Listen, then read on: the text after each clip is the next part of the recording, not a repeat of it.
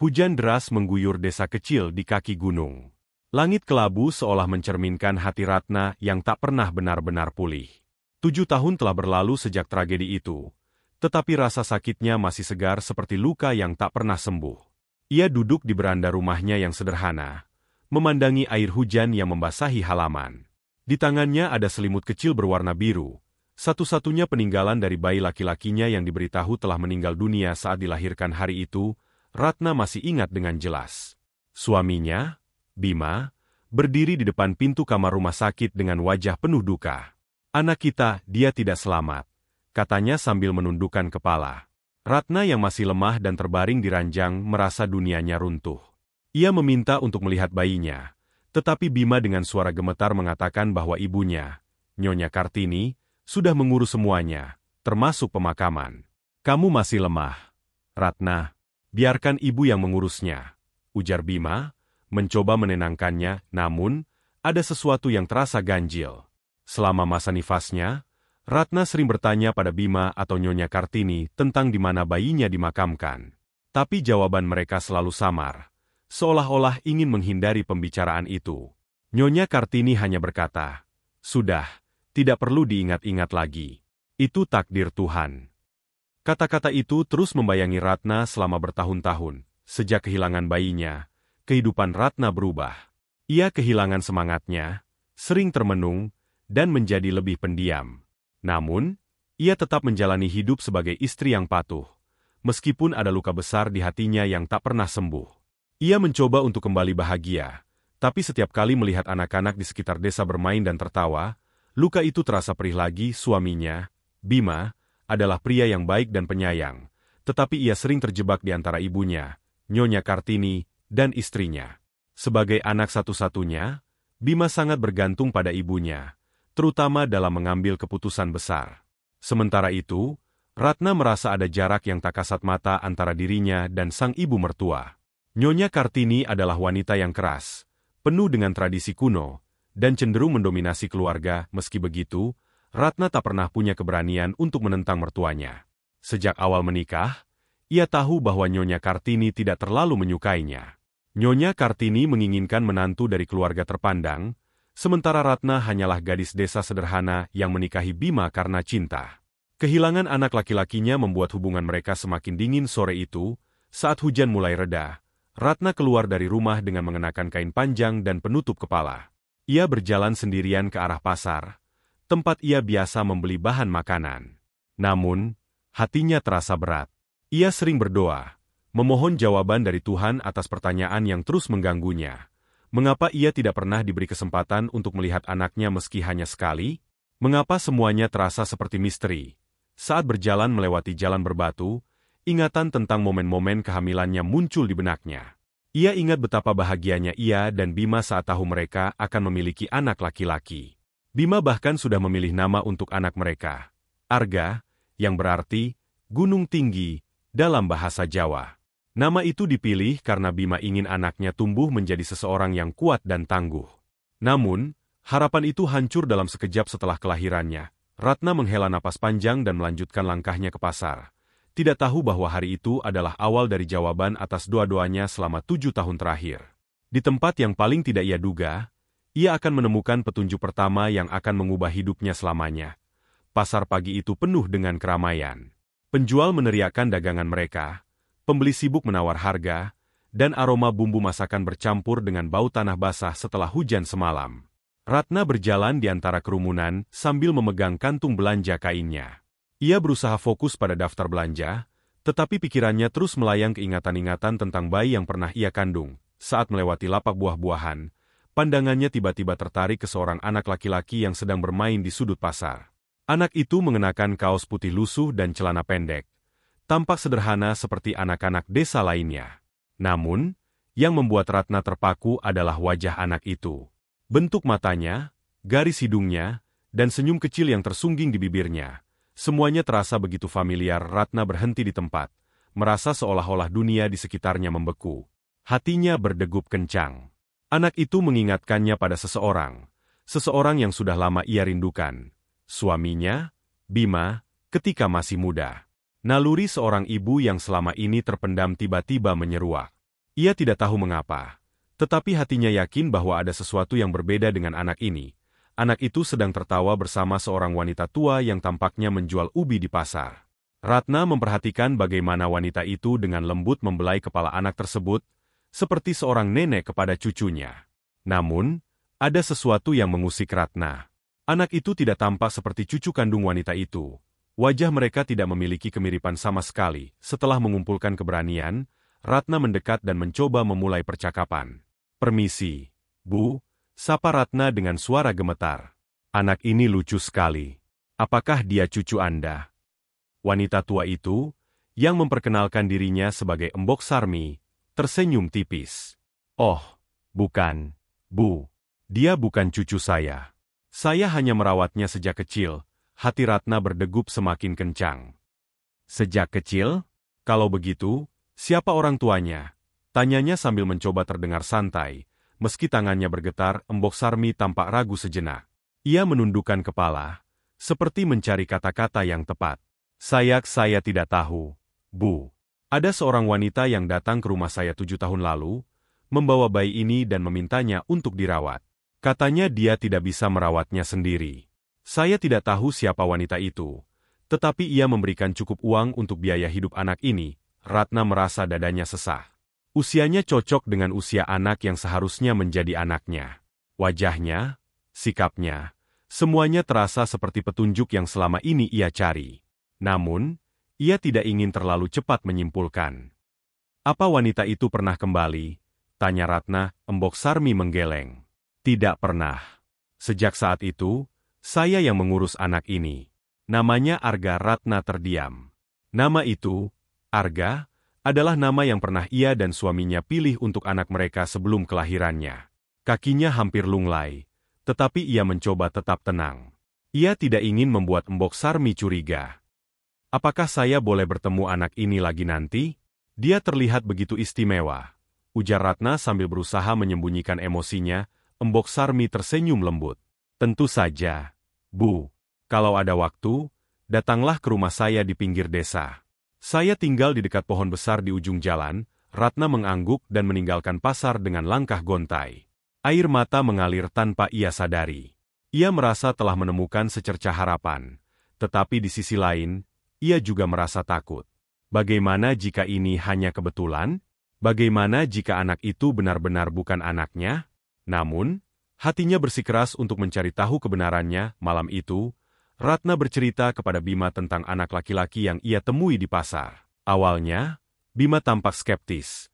Tetapi ketika Ratna menyebutkan nama Arga, wajah Bima berubah. "Kita harus ke rumah Embok Sarmi," ujar Bima tegas. Esok harinya, mereka pergi bersama ke rumah Embok Sarmi. Rumah itu kecil dan sederhana, dengan halaman yang penuh tanaman sayur. Saat Arga keluar dari rumah dan melihat Ratna serta Bima, hati Ratna terasa seperti dihujani cahaya. Anak itu, tanpa ragu, tersenyum kepada mereka seolah-olah ia sudah mengenal mereka sepanjang hidupnya. Ratna dan Bima berjalan perlahan menuju rumah Embok Sarmi. Jantung mereka berdegup cepat, campuran antara harapan dan kecemasan. Rumah itu tampak sederhana, dengan kebun sayuran yang subur di sekitarnya. Tidak ada tanda-tanda kemewahan, tetapi suasana di sekitar rumah Embok Sarmi terasa tenang, bahkan nyaman. Ketika mereka mendekat, seorang anak laki-laki kecil, Arga, muncul dari balik pintu rumah, mengenakan kaos lusuh dan celana pendek. Senyumnya yang lebar membuat Ratna hampir tak bisa menahan air matanya. Anak itu mengingatkan Ratna pada suaminya, Bima, saat masih kecil. Namun, ada satu hal yang paling mencolok, mata Arga. Mata yang memancarkan kehangatan dan kecerdasan, seperti mata yang ia kenal begitu baik. Bima juga memandangi anak itu dengan pandangan yang sama, dan tanpa berkata-kata, mereka berdua merasakan ikatan yang dalam, sesuatu yang tidak bisa dijelaskan dengan kata-kata. Embok Sarmi mengundang mereka masuk rumahnya, dan suasana semakin mencekam. Ratna menatap Arga dengan penuh perhatian. Arga tampak ragu sejenak, tetapi kemudian menghampiri mereka dengan senyum ceria. "Halo, Ibu, Ayah." Kata-kata itu membuat Ratna hampir terjatuh. Ia tidak tahu mengapa, tapi ada sesuatu dalam ucapan anak itu yang membuatnya yakin bahwa Arga mungkin benar-benar anaknya. Setelah duduk di ruang tamu yang sederhana, Ratna dan Bima mulai berbicara lebih dalam dengan Embok Sarmi. "Embok, Kamu bilang anak ini sudah tinggal denganmu sejak kecil. Bisakah kamu ceritakan lebih lanjut tentang bagaimana dia datang ke sini? Tanya Bima dengan suara yang tenang, meskipun ada getaran yang jelas terdengar, Embok Sarmi menghela napas berat, seolah-olah dia telah menunggu pertanyaan ini sejak lama. Seperti yang saya katakan tadi, seorang wanita datang 7 tahun yang lalu. Ia membawa bayi ini, lalu memberikannya kepada saya dan memohon agar saya merawatnya. Saya tidak tahu siapa dia sebenarnya, tetapi dia berkata bahwa keluarganya tidak bisa menerimanya. Dia hanya memberi saya beberapa uang dan berpesan agar saya menjaga anak ini dengan baik. Ratna menggigit bibirnya, berusaha menahan air mata yang mulai mengalir. Tapi siapa dia? Embok? Apakah kamu mengenalnya? Embok Sarmi terdiam sejenak, kemudian menjawab perlahan. Saya hanya tahu bahwa dia sangat tampak cemas dan khawatir. Dia berkata, bantu aku, tolong jangan biarkan bayi ini hidup dalam keluarga yang tidak menginginkannya. Bima menatap Ratna dengan penuh perhatian. Matanya berkaca-kaca, seakan tak percaya dengan apa yang baru saja mereka dengar. Ibu, apakah ibu tahu siapa wanita itu? Tanya Bima kepada ibunya, Nyonya Kartini, yang sudah ikut hadir di sana sejak tadi. Suasana berubah tegang. Nyonya Kartini, yang sejak awal hanya duduk diam, kini menundukkan wajahnya. Tak ada kata-kata yang keluar darinya. Ratna menatap ibunya dengan perasaan campur aduk, antara kekecewaan dan kebingungan. Kemudian, Nyonya Kartini akhirnya membuka mulut. Itu aku, ujarnya dengan suara serak, membuat suasana menjadi sunyi sejenak. Ratna merasa darahnya berhenti mengalir. Aku yang membawanya ke sini, lanjut Nyonya Kartini, suara penuh penyesalan. Aku tidak ingin cucu laki-laki, Ratna. Tidak ada yang mau anak laki-laki dalam keluarga kita. Ratna terkejut, hampir tidak percaya dengan apa yang baru saja didengarnya. Kenapa, Bu? Kenapa kau lakukan itu? Tanyanya dengan suara bergetar. Aku dan Bima telah menunggu dan berharap selama ini. Kenapa tidak memberitahuku kalau bayi itu masih hidup? Nyonya Kartini menunduk, wajahnya penuh penyesalan. Aku takut, Ratna. Aku takut keluarga kita akan terbebani. Aku percaya dengan tahayul lama, bahwa anak laki-laki hanya akan membawa kemalangan bagi keluarga kita. Aku pikir, jika bayi ini hidup kita akan menjadi lebih sulit. Aku tidak bisa menerima kenyataan itu. Bima terdiam, wajahnya tertunduk, seperti menanggung beban yang begitu berat. Jadi, semua kebohongan tentang kematian anak kita itu semua karena tahayul. Suaranya serak, Ratna merasakan dadanya sesak. Rasa marah yang terpendam begitu lama kini meledak. Namun, sebelum ia sempat mengungkapkan segala perasaan itu, Arga, yang sejak tadi duduk diam, berdiri dan berjalan menghampiri mereka. Dengan langkah kecilnya yang hati-hati, ia meraih tangan Ratna dan Bima. Mama, Papa, aku tidak tahu apa yang terjadi, tapi aku ingin kalian tahu bahwa aku sudah lama menunggu kalian, kata Arga dengan suara yang lembut dan tulus. Aku ingin tahu siapa kalian. Aku ingin pulang bersama kalian. Ratna merasa seluruh tubuhnya bergetar mendengar kata-kata itu. Ia merangkul Arga dengan penuh kasih sayang, merasa seolah-olah bagian dari dirinya yang hilang telah kembali. Bima mengikutinya, memeluk mereka bertiga. Di tengah ketegangan yang memuncak, keluarga itu akhirnya berkumpul kembali. Meskipun ada luka yang dalam, kebahagiaan tak bisa dibendung. Nyonya Kartini, meskipun penuh penyesalan, turut memeluk Arga dan menyatakan bahwa ia siap untuk menerima cucunya. Hari-hari setelah kebenaran terungkap berjalan perlahan, namun penuh dengan emosi yang tak terungkapkan. Ratna dan Bima, meskipun masih terluka oleh kebohongan yang disembunyikan selama ini, mulai menemukan kembali kedamaian yang mereka cari. Keberadaan Arga, anak mereka yang selama 7 tahun hilang, membawa mereka kembali ke arah yang lebih baik. Meskipun ada kesulitan dalam memahami mengapa Nyonya Kartini melakukan semuanya, mereka mulai mengerti bahwa kebohongan itu berasal dari rasa takut dan ketidakpastian, bukan dari niat jahat. Malam pertama mereka bersama Arga setelah 7 tahun terasa penuh kehangatan. Rumah yang sebelumnya terasa kosong dan sunyi, kini dipenuhi dengan tawa dan canda. Arga, meski masih sedikit canggung, mulai beradaptasi dengan lingkungan barunya. Ia berbicara dengan Ratna dan Bima seperti mereka adalah orang asing yang baru dikenalnya, namun dengan kejujuran yang murni. Mama, Papa, aku senang bisa berada di sini, kata Arga dengan senyuman tulus yang menghangatkan hati Ratna. Ratna dan Bima memutuskan untuk memberikan Arga waktu dan ruang untuk beradaptasi dengan dunia yang baru ini. Mereka tahu bahwa meskipun mereka sudah kembali bersama, banyak hal yang harus dipelajari lagi, baik oleh Arga maupun oleh mereka sebagai orang tua. Namun, mereka bertekad untuk memberi Arga semua cinta yang telah terpendam selama ini. Setiap malam, mereka duduk bersama, bercerita tentang masa lalu yang hilang, berbagi kenangan yang belum sempat terwujud, dan membangun fondasi baru untuk keluarga mereka. Hari-hari berlalu dengan penuh kebahagiaan yang perlahan tumbuh.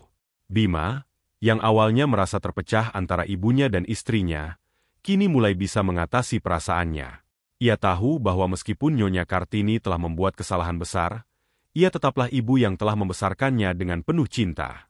Namun, ia juga tahu bahwa Arga adalah masa depan mereka, dan mereka tidak akan membiarkan kesalahan itu merusak kebahagiaan mereka. Pada suatu sore yang cerah, Ratna dan Bima mengajak Arga ke kebun mereka.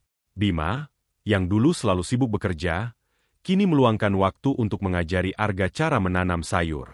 Arga yang semula terlihat bingung, mulai tertarik dengan pekerjaan itu.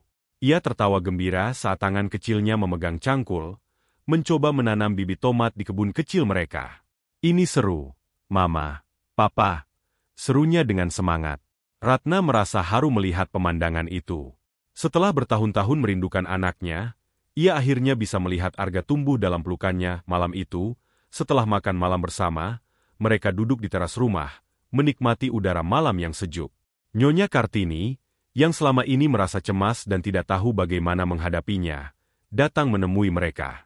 Dengan langkah hati-hati, ia mendekati Ratna dan Bima, lalu mengeluarkan kata-kata yang sudah lama terpendam.